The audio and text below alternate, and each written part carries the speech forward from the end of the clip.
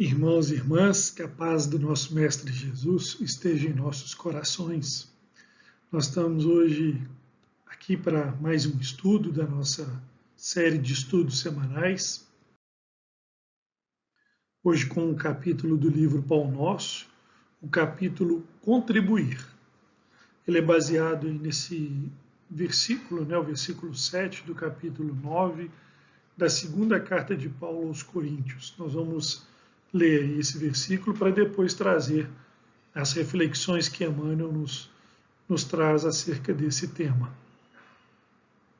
Cada um contribua segundo propôs em seu coração, não com tristeza ou por necessidade, porque Deus ama o que dá com alegria. Então esse tema, o tema como fica claro aí, no versículo, Emmanuel nos traz aí uma reflexão sobre a nossa contribuição. E uma importante reflexão, como tem sido a nossa contribuição nos vastos campos aí, nos vários campos em que nós somos chamados a servir, e em especial essa reflexão sobre a qualidade da nossa contribuição, não necessariamente a quantidade, mas sim a qualidade, como nós temos contribuído nessas frentes diversas de trabalho a que somos chamados. Então é sobre isso que o capítulo de hoje nos traz, o estudo, e que nós vamos começar aqui com alguns recortes, alguns destaques do capítulo que a gente sempre traz para poder nos ajudar aqui a ter o melhor entendimento da mensagem que Emmanuel nos trouxe. Então ele começa, o Espírito Emmanuel começa esse capítulo com essa frase. Quando se divulgou a afirmativa de Paulo de que Deus ama o que dá com alegria, muita gente apenas lembrou a esmola material. E Emmanuel chama a atenção porque o ato da doação, da contribuição aí, associada ao ato de doar, ele naturalmente, por muitos, ele é associado às contribuições, às questões materiais. E aí, como Emmanuel traz, muitos associam quase que imediatamente essa questão da boa contribuição ou da contribuição daquele que dá a esmola material ali, representada aí pelo bem material em que está doando, e com desprendimento, enfim, com a alegria. Mas o texto vai muito além disso, como Emmanuel colocou no capítulo, o verbo na sua plenitude, ele significa muito mais do que a esmola material. E eu até destacaria aqui nesse momento, que muitas vezes a esmola material, ou seja, o recurso material, ele se ainda for doado ali, não com alegria, não com a mensagem que o texto quer nos dizer, com desprendimento, com boa vontade, mas mesmo que esse recurso seja proporcionado a quem precisa, de uma forma ainda não tão desprendida, ele ainda vai encontrar, certamente ainda, esse recurso ainda vai ser útil para aquele que recebe, e até também para aquele que acaba doando, porque nesse momento certamente ele sente no coração algo diferente no gesto de doar.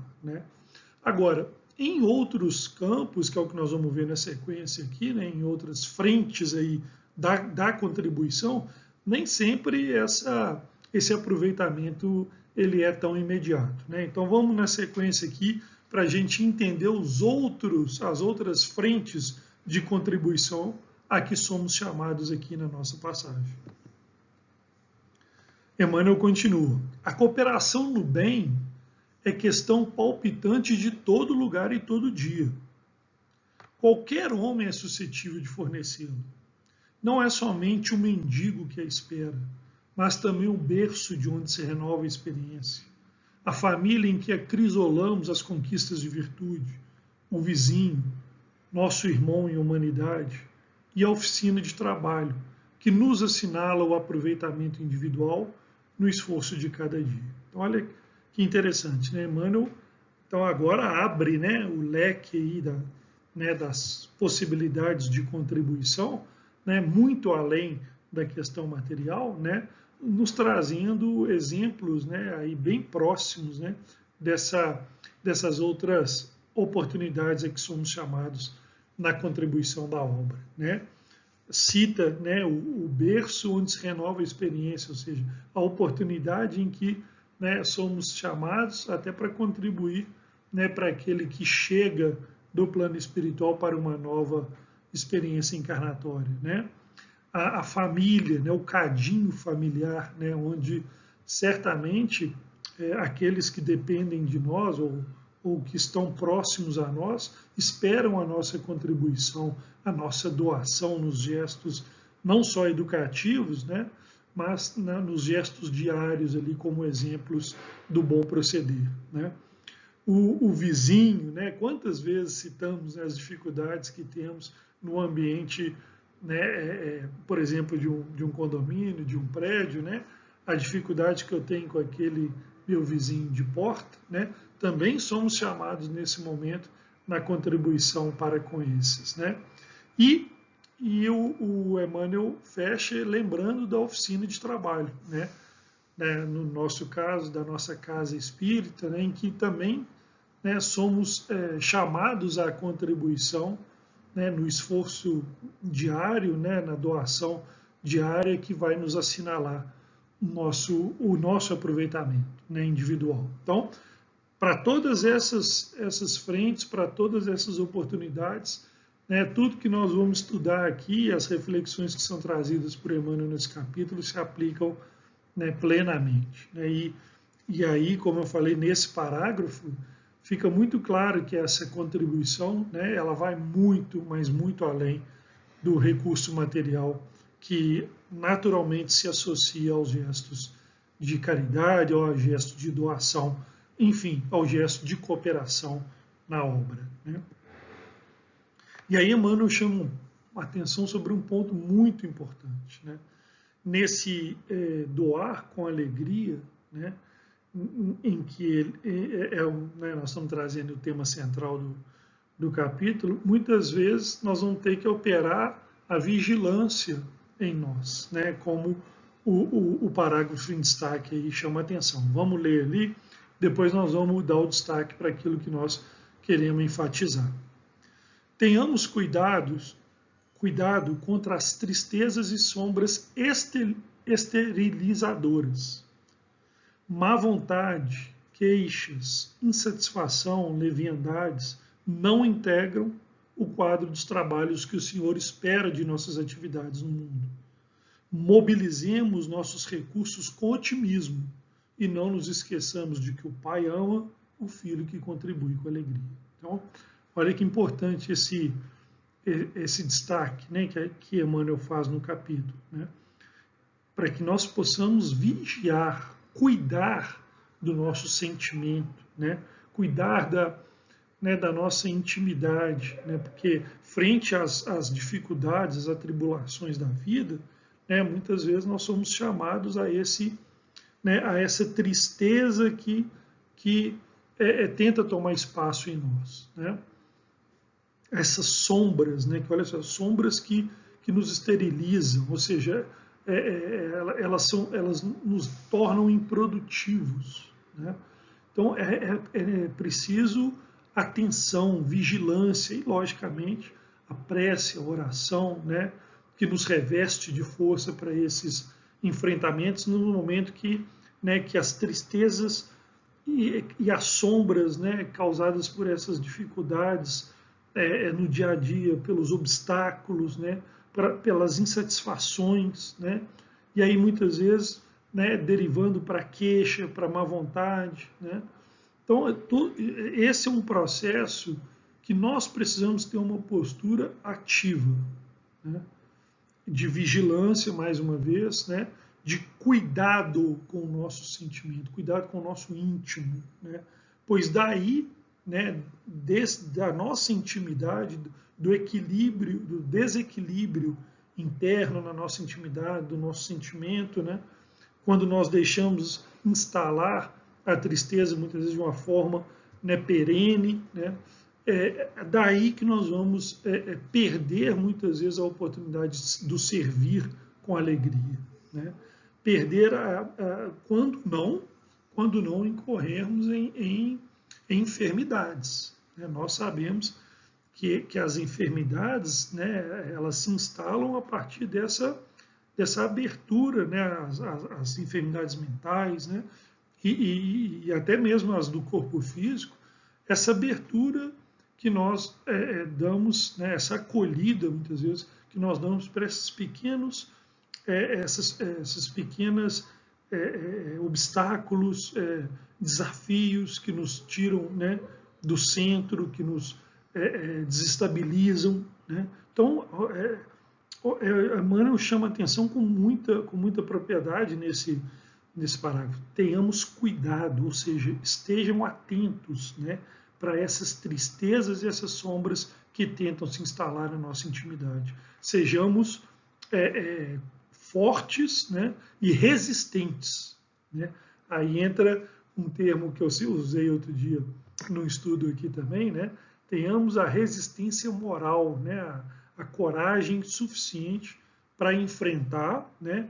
E não deixar que essas situações nos desequilibrem, porque aí o servir, né, ele dificilmente será com a alegria, com o desprendimento, com a boa vontade, com o bom ânimo que Emmanuel destaca nesse capítulo. E sobre a alegria no servir, né, nós completamos aqui trazendo duas contribuições. A primeira do livro Relicário de Luz, ditado por espíritos diversos a Chico Xavier, o capítulo Alegria, né? Vamos ler ali o destaque que a gente trouxe. A alegria é o nosso dever primordial, ou seja, primário, né, no desempenho de todos os deveres que a vida nos assinala. Então, não somente, né, nos compromissos que nós citamos anteriormente, né, no seio da família, no meio em que nós vivemos, né, na oficina de trabalho, que é a nossa casa espírita, né, a nossa casa religiosa, em qualquer atividade, é nosso dever primário, né, porque ela é fundamental para esse, né, dever bem cumprido, né? Ou trazendo aqui para o tema do nosso estudo, né, aquele servir, né, com alegria que agrada a Deus, né, que é representado, né, traduzido pelo bem servir, né, servir ao próximo com desprendimento, com bom ânimo, com boa vontade e portanto, né, um dever primordial, segundo nos traz, né, lá o Chico no Relicário de Luz, né. E eu trouxe também uma contribuição interessante lá do livro Cirurgia Moral, um livro que eu particularmente gosto demais, do espírito Lancelin, que é psicografado pelo nosso querido João Nunes Maia, né, no capítulo Fazer o Melhor. Olha o que o espírito Lancelin fala sobre o servir com alegria, né? Não te apresses em cooperar muito, fazendo o trabalho mal feito. Ou seja, né, não significa, né, a quantidade, mas sim a qualidade do trabalho que nós ofertamos, né? Então, não te apresses em cooperar muito, fazendo o trabalho mal feito. Em tudo que deres, lembra-te da harmonia, pois ela te falará na intimidade da alma. O que fizeres, faze-o com perfeição, ou seja, com amor, né? Então, Lancelin nos deixa claro que não é a quantidade de ações, né, de cooperação no bem aos quais eu me dedico, mas sim a qualidade dessas ações, né? E que tudo que a gente procurar fazer de bom grado, né, de bom ânimo, com boa vontade, procurar fazer com amor, né? pois quando eu me dou, né, naquele trabalho, né, com amor, com carinho, né, com dedicação, procurando dar o melhor mesmo, né, como o título do capítulo, né, procurando fazer o melhor que estiver ao meu alcance naquele serviço, certamente eu estarei me esforçando, né, para fazê-lo com amor e, portanto, com perfeição. Né? Agradecemos a todos e até o próximo estudo.